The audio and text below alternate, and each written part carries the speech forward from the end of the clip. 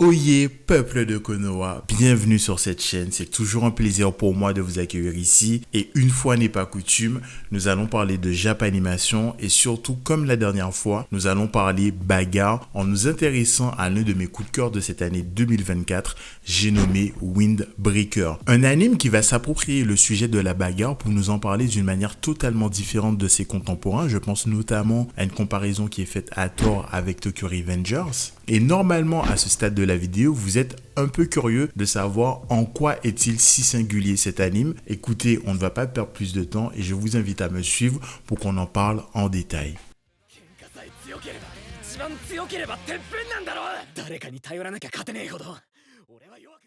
Du coup, pour le bon déroulé de cette vidéo, je vous propose ce tout petit disclaimer. Vous l'aurez remarqué au titre de la vidéo, nous sommes dans l'émission Si tu es curieux. Je rappelle le concept potentiellement pour ceux qui viennent d'arriver sur la chaîne. C'est une émission dans laquelle je vais parler à la fois des points positifs et négatifs de cette série dans le seul but de vous donner envie de la voir ou de la revoir. Et tous ces points seront abordés sans spoil majeur. Maintenant que les termes de notre relation sont parfaitement définis, j'ai envie de vous dire trêve de bavardage, rentrons directement dans le cœur du sujet.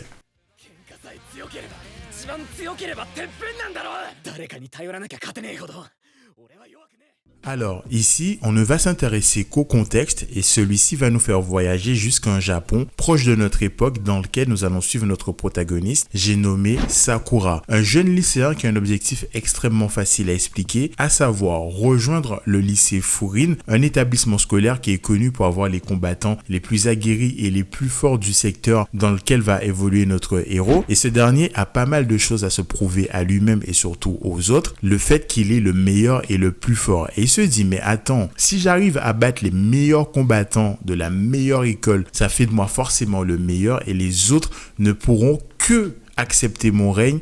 En écoutant ce synopsis, on pourrait se dire qu'en surface, le tout peut nous paraître à la fois basique et simple, mais l'anime nous réserve quelques surprises. Le tout est de savoir en creusant qu'est-ce que l'anime a à nous offrir.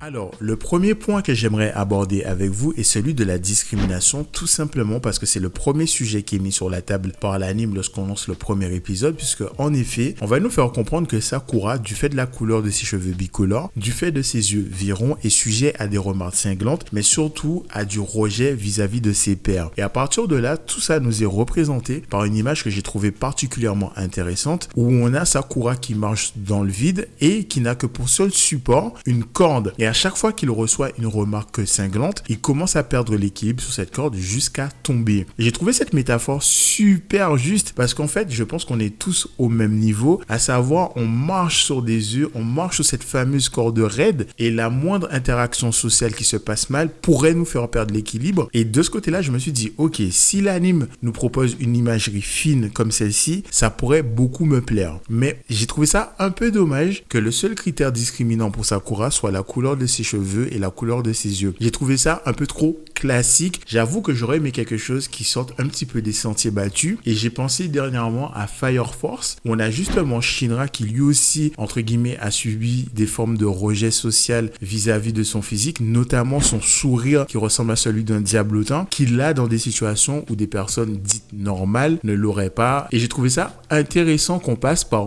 d'autres aspects physiques dans le cadre de Shinra pour nous montrer qu'il peut y avoir de la discrimination. Mais vas-y, tranquille, c'est classique et efficace, pourquoi pas.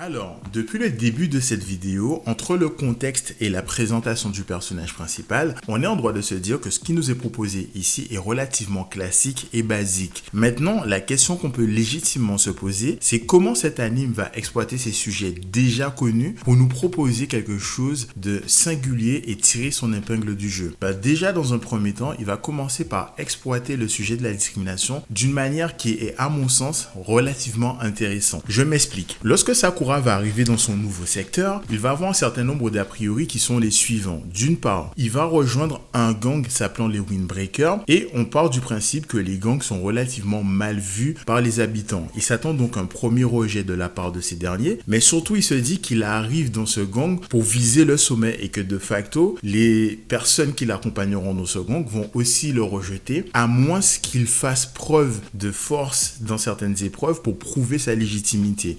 Dès le premier épisode, ces deux a priori vont littéralement se briser face aux yeux de Sakura, puisque en effet, déjà, le gang n'est pas mal vu par les habitants, bien au contraire, ils sont considérés comme une milice protectrice, et d'autre part, aucune des personnes, qu'elles soient habitantes ou membres du gang, n'a rejeté Sakura pour une raison X ou Y. Et c'est à partir de cet instant que les premières pierres pour briser les a priori de Sakura vont être posées par l'anime. Et ce qui est super intéressant à suivre, c'est que à chaque fois que Sakura va avoir une interaction, il va commencer à avoir des préjugés et donc commencer à tomber dans les mêmes biais entre guillemets que ceux qui l'ont rejeté pendant toutes ces années. Il y a quelqu'un dans son entourage, à travers les amitiés qu'il va commencer à tisser, qui va le rattraper juste avant qu'il ne franchisse cette fameuse ligne rouge en lui disant: est-ce que ton premier avis est le bon? Est-ce que tu as vraiment pris du recul et regardé la situation dans son ensemble pour l'évaluer avant de te faire une idée définitive? Et je ne sais pas si cette façon de faire était voulue par l'auteur ou pas, mais ce côté de dire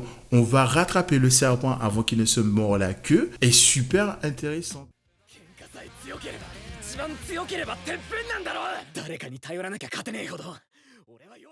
Alors, dernier point que j'aimerais aborder avec vous qui est en lien direct avec l'anime, c'est celui de l'imagerie à travers la métaphore ou alors la métaphore à travers l'imagerie. Je ne sais pas dans quel sens le prendre, mais en tout cas, je vais essayer de vous expliquer avec mes mots et de manière simple et claire ce que je vais dire par là. Et pour ce faire, on va déjà se tourner vers l'œuvre Naruto. Rappelez-vous, lorsqu'on a des confrontations entre Sasuke et Naruto, lorsque leurs attaques vont rentrer en contact direct, on va avoir un voyage vers leur fort intérieur pour nous montrer à travers des flashbacks quels sont leurs ressentis, ou alors vraiment on va avoir une discussion entre les deux mais dans leur fort intérieur. Dites-vous que dans Windbreaker on va avoir la même chose mais présentée de manière moins brutale, c'est à dire que on va avoir ce même voyage introspectif à l'intérieur des personnages, mais on va nous expliquer leur état d'esprit à travers des images qui à elles seules vont supplanter n'importe quel discours. Et pour bien vous présenter mon propos sans vous spoiler, on va à nouveau faire un voyage vers une autre œuvre, cette fois-ci Vinland Saga. Pour ceux qui ont vu la saison 2, rappelez-vous, il y a un moment où Thorfinn est dans le doute pour savoir est-ce qu'il va se remettre à se battre ou pas du tout, et il commence à dévaler une espèce de falaise qui va le ramener dans l'enfer qu'il a connu avant d'arriver dans la ferme, et il va en fait renvoyer Ashland qui va lui dire: mon gars, tu ne peux pas rester ici, il va falloir que tu remontes par tes propres moyens vers ton humanité. Et tout ça nous est montré à travers la métaphore du purgatoire et cette métaphore de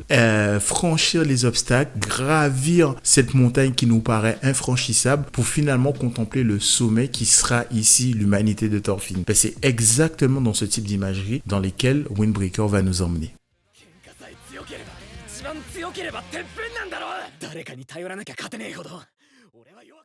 On approche doucement de la fin de la vidéo, mais avant qu'on ne se quitte, j'aimerais vous proposer un dernier point bonus dans lequel nous allons aborder le sujet de la comparaison entre Tokyo Revengers et Windbreaker, avec laquelle je ne suis pas d'accord, et particulièrement avec la conclusion qui est Windbreaker meilleur que Tokyo Revengers. Le truc, c'est qu'en surface, je peux comprendre comment on arrive à cette conclusion seulement si on s'intéresse à l'aspect action et combat, mais si on va un peu plus loin que ça et qu'on va un petit peu en profondeur, on remarque que l'articulation scénaristique des deux œuvres sont différentes et que cette comparaison et plus encore cette conclusion est totalement injustifiée. Je vais donc essayer de vous expliquer avec mes mots en quoi cette comparaison ne peut pas tenir très longtemps. Alors, dans un premier temps, on va s'intéresser au point de comparaison qui revient le plus souvent, à savoir celui de l'action et des combats. Et effectivement, et de manière totalement factuelle, ceux de Windbreaker sont supérieurs à ceux de Tokyo Revenger. Le truc, c'est que si on prend un petit peu de recul sur l'articulation scénaristique des deux œuvres et qu'on les compare à un arbre, on va se rendre compte qu'il y a de très grosses différences. Dans le cas de Windbreaker, ce fameux arbre va prendre racine avec les combats et chacune des branches et des feuilles de ce dernier va représenter les sujets qu'il aborde. Je pense notamment à la discrimination, et dans cette configuration, on se rend compte que la discrimination est un sujet, un outil qui va être au service des combats et donc de la narration. Mais les bases même de cet anime, c'est de nous proposer du divertissement visuel à travers ces combats. Or, du côté de Tokyo Revenger, avec cette même comparaison, la racine de l'arbre de cette série, c'est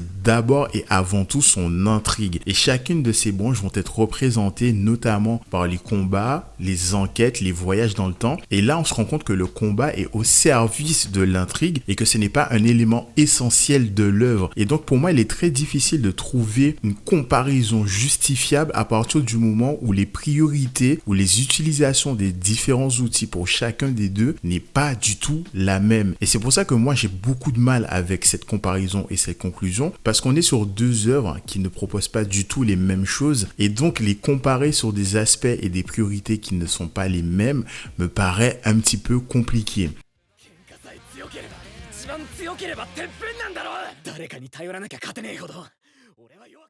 Nous sommes donc à la fin de cette vidéo et pour conclure, que dire? Windbreaker aura été mon petit coup de cœur de cette année 2024 parce qu'il a beau être basique, il a beau être prévisible, il a quand même su tirer son épingle du jeu en proposant des thèmes abordés très intéressants. Je pense notamment à la discrimination dont nous avons parlé. J'espère donc qu'il va nous proposer d'autres sujets et les amener avec des métaphores tout aussi intéressantes que celles qui nous ont été proposées durant la saison 1. Et sincèrement, évidemment, j'espère qu'on aura des combats de plus en plus intéressants et de plus en plus beau. Voilà, c'est à peu près tout ce que je pouvais vous dire sur la série. J'espère que vous aurez apprécié cette vidéo et bien évidemment, si je vous ai donné envie de voir ou de revoir cette série, n'hésitez pas à me le dire en commentaire. Et d'ici à ce que cela se passe, bien évidemment, je vous souhaite une très belle et longue vie.